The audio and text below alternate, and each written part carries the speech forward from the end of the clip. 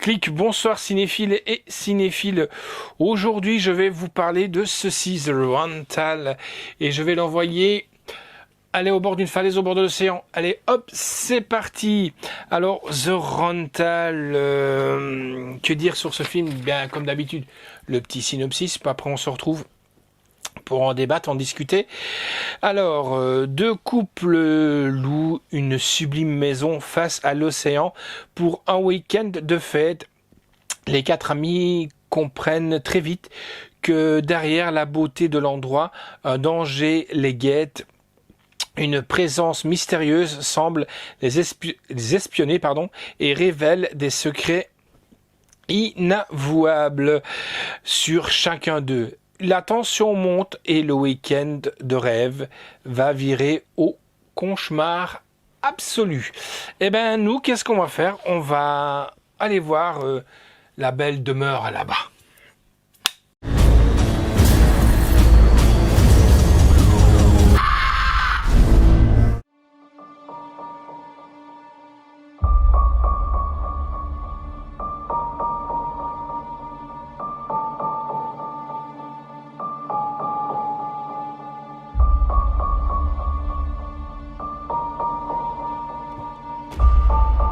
Je vous montre l'arrière de la maison et après, je vous fiche la paix.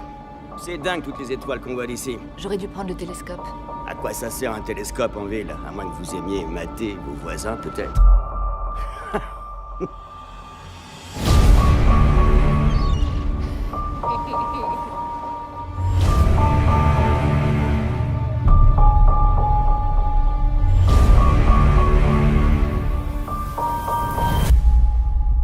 Charlie! Dis-moi que c'est pas une caméra. On passe la nuit ici, on partira tôt demain matin. Qu'est-ce qui se passe? Je sais pas trop.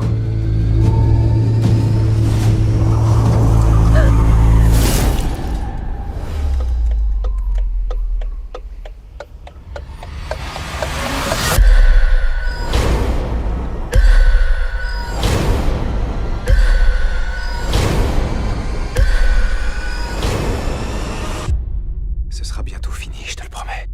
Non, ça sera jamais fini. Écoute, ça va pas du tout, Charlie, d'accord? Alors arrête d'être aussi Eh, calme. ça va, tout va bien.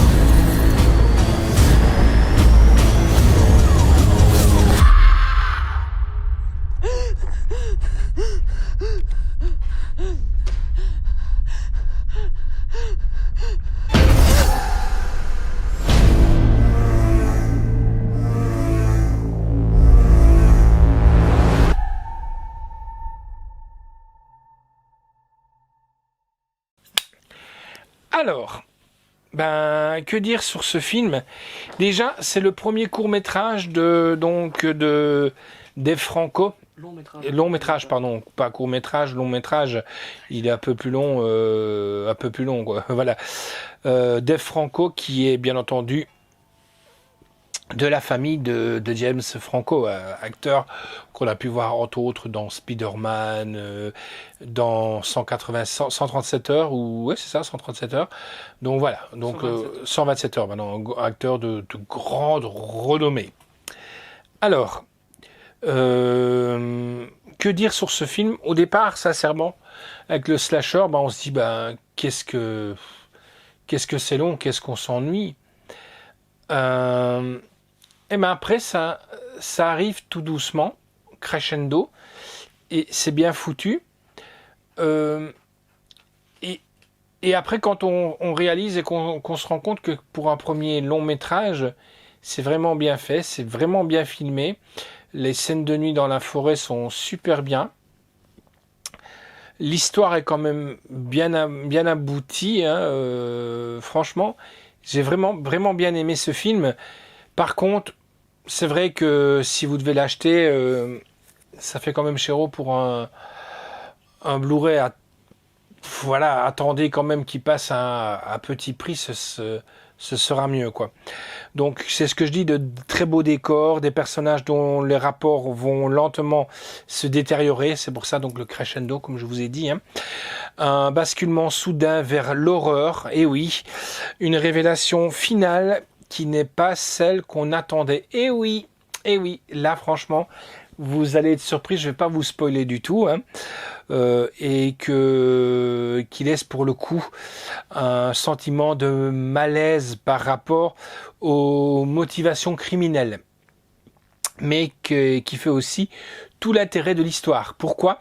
Je peux pas vous spoiler, mais c'est vrai que le slasher me disait: t'aurais confiance de louer un gîte, de partir en vacances? Voilà, je peux vous dire juste ça. Et vous comprendrez pourquoi, si vous regardez le film. C'est vrai que c'est con à dire, hein, mais moi je vous conseille, par exemple, si vous achetez une maison ou quoi, pas si vous êtes en location parce que c'est différent, pensez à changer peut-être les barilets.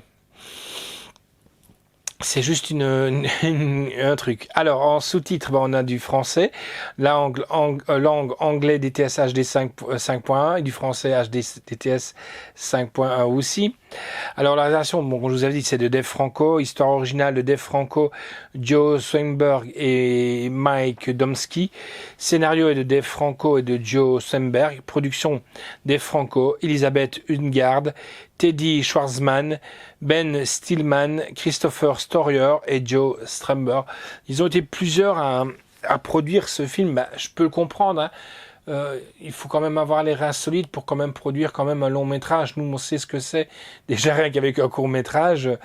Donc, imaginez-vous un long métrage, même si les acteurs ne sont pas tellement connus, il faut quand même tourner des scènes, trouver des lieux, des locations de lieux, de plein de choses. Il ne faut pas croire que dans ce film-là, vous allez avoir beaucoup de pyrotechnie ou des choses comme ça. Il n'y en aura pas d'ailleurs.